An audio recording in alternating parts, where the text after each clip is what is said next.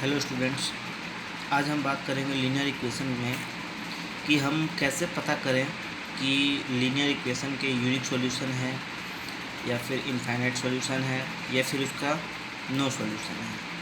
ठीक है, तो कल जैसा कि मैंने बहुत सारे क्वेश्चन दिए थे तो बहुत सारे स्टूडेंट ने बहुत गलतियाँ की थी। वो ग्राफ बना रहे थे लेकिन उसमें जिसमें नो सॉल्यूशन था या फिर जिसके इनफाइनाइट सॉल्यूशन थे उसकी भी ग्राफ उन्होंने गलत बनाई। तो आज इस वीडियो के माध्यम से मैं आप लोग को ये बताऊंगा कि शुरू में ही आप कैसे पता कर सकते हैं कि उस इक्वेशन के यूनिक सॉल्यूशन है या फिर नो सॉल्यूशन है या फिर इनफाइनाइट सॉल्यूशन है। ठीक है, तो आइए स्टार्ट करते हैं। जैसा कि हमारे पास लीनियर इक्वेशन के दो इक्वेशन है। ठीक है, ये जनरल फॉर्म होता है a1x plus b1y plus c1 is equal to 0, a2x plus b2y plus c2 is equal to 0। ठीक है, तो हमारे पास दो इक्वेशन हो गए। ये स्टैंडर्ड फॉर्म कहते हैं इसको, standard form of linear equation in two variables. तो यहाँ पे दो इक्वेशन हैं, तो दोनों इक्वेशन में सबसे पहले हम फर्स्ट केस की बात करते हैं। ठीक है, फर्स्ट केस में क्या है, तो आप देख सकते हैं कि फर्स्ट केस में अगर a1 अपॉन में a2 लेते हैं, a1 मतलब जो फर्स्ट इक्वेशन का जो x का जो कांस्टेंट है वो a1 हो गया, और दूसरे इक्वेशन में जो x का कांस्टेंट है वो हो गया a2। ठीक है, तो यहाँ पे हम ये देखते हैं कि a1 के अपॉन में a2 करते हैं और b1 के अपॉन में b2 लिखते हैं। अगर दोनों इक्वल नहीं हैं, मतलब a1 अपॉन में a2 is not equal to b1 upon में b2, यानी a1 और b1 का जो रेशियो है अगर वो सेम नहीं है, इक्वल नहीं है, तो इसका मतलब इस इक्वेशन का एक यूनिक सॉल्यूशन होगा। ठीक है, तो पहले आप लोग को यही चेक कर लेना है शुरू में ही कि a1 अपॉन में a2 और b1 अपॉन में b2 इक्वल है या नहीं है। अगर नहीं है तो इसका मतलब उसका यूनिक सॉल्यूशन होगा। ठीक है, एक एग्जांपल देके मैं आप लोग को समझाने की कोशिश करता हूँ। ठीक है, तो एक एग्जांपल मैं लेता हूँ। जैसे कि मान लीजिए यहाँ पे मैंने एक एग्जांपल ले लिया। क्या example, x plus Y is equal to 3। एक इक्वेशन ये हो गया, और दूसरा इक्वेशन हो गया 2x plus 5y is equal to 12। ठीक है, दो इक्वेशन मैंने ले लिया। अब यहाँ पे हम चेक करते हैं अच्छा, हम यहाँ पे देखते हैं कि a1 क्या है। देखिए a1 का मतलब जो x का कोफिशिएंट है, तो x का कोफिशिएंट क्या है, यहाँ पे 1 है। x का कोफिशिएंट कुछ नहीं है तो 1 है, तो ये हमारा a1 हो गया। b1 क्या है, जो y का कोफिशिएंट है। ठीक है, तो इसका भी वह क्या है, 1 है, और c1 क्या है, 3 है। ठीक है, तो a1 b1 c1 हम पहले इक्वेशन में देखते हैं। a1 मतलब x का कोफिशिएंट, b1 मतलब y का कोफिशिएंट, और c1 मतलब जो कांस्टेंट टर्म है। हम a2 देख लेते हैं। a2 मतलब दूसरे इक्वेशन में आ गई है।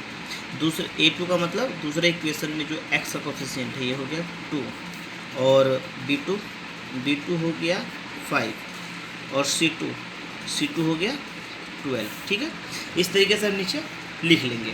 उसके बाद हम चेक करते हैं a1 अपॉन में a2 क्या होगा, a1 अपॉन में a2 1 अपॉन में 2, और यहाँ पे लिख लेते हैं b1 अपॉन में b2 क्या है, तो b1 अपॉन में b2 है 1/5।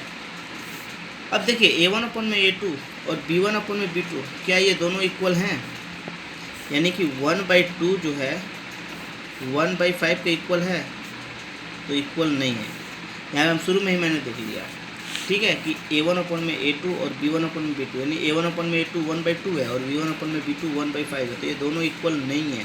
जब ये दोनों इक्वल नहीं है तो हम लिख सकते हैं कि it has a unique solution, यानी इसका एक यूनिक सॉल्यूशन होगा कंपलसरी। ठीक है, इसको जब ग्राफ पे भी बनाएंगे या फिर मैथमेटिकली इसको जब सॉल्व करेंगे तो इसका एक सॉल्यूशन निकलेगा। ठीक है, क्योंकि जो केस था हमारा फर्स्ट केस था वो उसको ये सेटिस्फाई कर रहा है। ठीक है, यानी कि शुरू में ही a1 अपॉन में a2 और b1 अपॉन में b2 इक्वल नहीं है। अब हम बात करते हैं केस सेकेंड की। केस सेकेंड की बात करते हैं। केस सेकेंड में क्या है कि केस सेकेंड में अगर a1 अपॉन में a2, ठीक है, और b1 अपॉन में b2 और c1 अपॉन में c2। ठीक है, इसमें क्या करते हैं, अगर देखिए अगर A1 अपन में A2 और B1 अपन में B2 इक्वल होते हैं और ये C1 अपन में C2 के इक्वल नहीं है, ठीक है, यानी कि A1 अपन में A2 और B1 अपन में B2 इक्वल होंगे, लेकिन C1 अपन में C2 इक्वल नहीं होगा इक्वल, यानी ये दोनों सेम होंगे लेकिन C1 अपन में C2 सेम नहीं होगा। तो इसमें क्या होता है ऐसे कंडीशन में, कि ऐसे कंडीशन में हम कहते हैं कि इसका जो है एक, तो इसमें जो है A1 अपन में A2 और B1 अपन में B2 जब इक्वल है और C1 अपन में C2 इक्वल नहीं है, तो इसमें हम क्या करते हैं, इसका हो जाएगा आपका इनफाइनाइट सॉल्यूशन। क्या हो जाएगा, इनफाइनाइट सॉल्यूशन हो जाएगा इसका, ठीक है। तो सॉरी, यहाँ पे इनफाइनाइट सॉल्यूशन नहीं होगा, ठीक है, इसका हो जाएगा नो सॉल्यूशन। तो याद रखिए, जब A1 अपन में A2 और B1 अपन में B2 इक्वल होता है और C1 अपन में C2 उसके इक्वल नहीं है, तो समझ जाइए कि इसका कोई सॉल्यूशन नहीं है, ठीक है। मतलब ये दोनों लाइनें पैरेलल जाएंगी। एक एग्जांपल लेके इसको समझते हैं, ठीक है। एग्जांपल ले लिए, जैसे यहाँ पे मैंने लिया 3x - 5y is equal to 20, और दूसरा इक्वेशन हो गया 6x - 10y is equal to -40, ठीक है। तो यहाँ पे दो इक्वेशन मैंने लिख लिया है। अब क्या करते हैं, चेक करते हैं।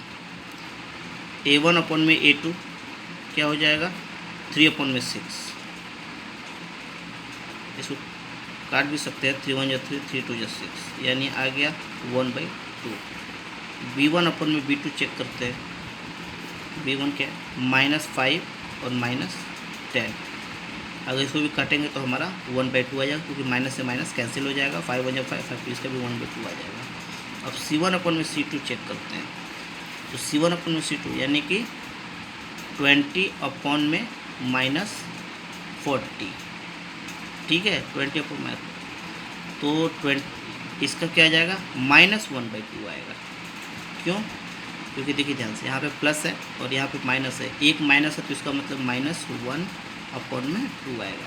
तो यहाँ पे आप देखिए ध्यान से, ये और ये मैच कर रहे हैं, लेकिन ये मैच नहीं कर रहा है, ठीक है। तो इसका मतलब हमारा A1 अपन में A2 इज इक्वल है किसके, B1 अपन में B2 के, लेकिन C1 अपन में C2 के इक्वल नहीं है, ठीक है।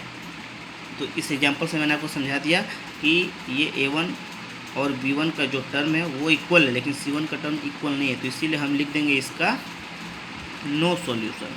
जब इसको ग्राफ पे बनाएंगे, तो ये दोनों लाइनें एक दूसरे के पैरेलल पास करेंगे, ठीक है। मतलब एक दूसरे को इंटरसेक्ट नहीं कर रही है, तो इसका मतलब उसका सॉल्यूशन नहीं है। अब आता है तीसरा केस, ठीक है। तीसरा केस ये कहता है, केस थर्ड ये कहता है कि A1 अपन में A2 is equal to B1 upon में B2 is equal to C1 अपन में C2। यानी जब तीनों इक्वल होगा तब क्या होगा, तो जब तीनों इक्वल होगा तो इसका हो जाएगा इनफाइनाइट सॉल्यूशन, ठीक है। इसका भी एग्जांपल लेके समझ लेते हैं कैसे। जैसे मैंने यहाँ पे क्वेश्चन लिख लिया 2x + 3y is equal to 6, और दूसरा लिख लिया 4x + 6y is equal to 12। अब चेक करते हैं A1 अपन में A2, तो A1 अपन में A2 क्या हो गया, 2 अपन में 4, यानी कि इसका हो जाएगा 1/2, काटेंगे तो 2 1 2 2 2 4। अब चेक करते हैं B1 अपन में B2, तो क्या है 3/6, तो इसको भी काटेंगे, 3 1 3 3 2 6, इसका भी आ गया 1/2। अब चेक करते हैं C1/C2, तो C1 क्या है 6 है, C2 क्या है 12 है, इसको भी काटो, 6 1 6 6 2 12, यानी कि 1/2। अब ध्यान से देखिए यार, A1 अपन में A2 1/2 और B1 अपन में B2, यानी कि 1/2 1/2 1/2 तीनों मैच कर गया, तो हम लिख सकते हैं A1 अपन में A2 इक्वल है B1 अपन में B2 के, और वो इक्वल है किसके, C1 अपन में C2 के। यानी कि यहाँ पे देखिए ध्यान से तीनों इक्वल हो गए, तो इसका मतलब तीनों इक्वल हो गए तो इसका क्या हो जाएगा फाइनली, इनफाइनाइट सॉल्यूशन हो जाएगा। इनफाइनाइट सॉल्यूशन, इनफाइनाइट सॉल्यूशन का मतलब ये दोनों लाइनें एक दूसरे के ऊपर ही पास करेंगी, यानी दोनों जो लाइनें होंगी एक दूसरे के ऊपर ही होंगी। जब एक दूसरे के ऊपर ही होंगी तो इसका मतलब उसके इनफाइनाइट सॉल्यूशन होंगे। ठीक है, तो यहाँ पे मैंने आप लोगों को 3 केस बताया। तो क्वेश्चन को सॉल्व करने से पहले जो भी ग्राफिकल रिप्रेजेंटेशन करते हैं, ग्राफिकल मेथड से हम पता करते हैं कि क्या उसका इनफाइनाइट सॉल्यूशन है या नो सॉल्यूशन है या फिर यूनिक सॉल्यूशन है। तो इस तरीके से आप स्टार्टिंग में चेक कर सकते हैं, और चेक करने के बाद इसको आप सॉल्व कर सकते हैं। ठीक है, एक बार फिर से मैं आपको बताता हूँ कि लीनियर इक्वेशन का जो स्टैंडर्ड फॉर्म होता है A1x + B1y + C1 = 0, दूसरा होता है A2x + B2y + C2 = 0। क्या करते हैं इसको, पहला केस क्या है कि स्टार्टिंग में ही चेक करते हैं A1 अपन में A2 और B1 अपन में B2 ये इक्वल है कि नहीं है। तो जब ये दोनों इक्वल नहीं होता है स्टार्टिंग में ही, यहाँ पे C1 का तो कोई मतलब ही नहीं है क्योंकि स्टार्टिंग में ही दोनों मैच नहीं कर रहे हैं।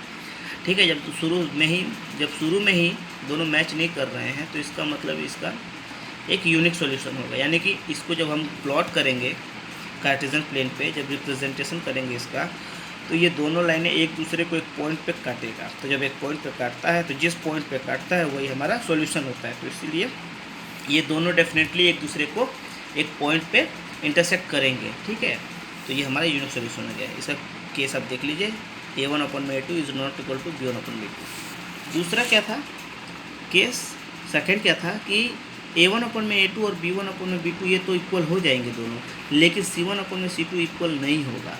ठीक है, यानी कि A और B का जो टर्म है वो इक्वल होगा, लेकिन C का टर्म इक्वल नहीं होगा, जो C का रेशियो होगा दोनों इक्वेशन में। ठीक है, तो इसका हो जाएगा नो सॉल्यूशन। ठीक है, इसका भी एग्जांपल मैंने देखिए आपको बताया कि देखिए यहाँ पे ये दोनों मैच कर रहा है लेकिन C का मैच नहीं कर रहा, तो इसका मतलब इसका नो सॉल्यूशन है। नो सॉल्यूशन का मतलब ये हो गया कि ये दोनों लाइनें पैरेलल होंगी। जब इसको ग्राफ पे प्लॉट करेंगे, जब ग्राफ बनाएंगे इसका, तो ये दोनों लाइनें एक दूसरे के पैरेलल जाएंगी, एक दूसरे को इंटरसेक्ट नहीं करेंगी। तो ये भी इंटरसेक्ट नहीं कर रही हैं तो इसका मतलब उसका कोई सॉल्यूशन है ही नहीं। और तीसरा केस क्या मैंने बताया कि जब A1 A2 और B1 B2 C1 C2 का जो रेशियो है वो इक्वल हो जाएगा, यानी कि तीनों इक्वल होंगे। जब तीनों इक्वल हो जाएंगे तो इसका हो जाएगा इनफाइनाइट सॉल्यूशन। इनफाइनाइट सॉल्यूशन का मतलब कि जब इसको आप ग्राफ पे बनाएंगे तो ये दोनों लाइनें एक दूसरे के ऊपर ही आएंगी, तो उसको हम कहेंगे इसका इनफाइनाइट सॉल्यूशन है। ठीक है, तो इस तरीके से आपको क्या करना है कि सारा चेक करना है और ग्राफ को सही तरीके से बनाना है। ठीक है।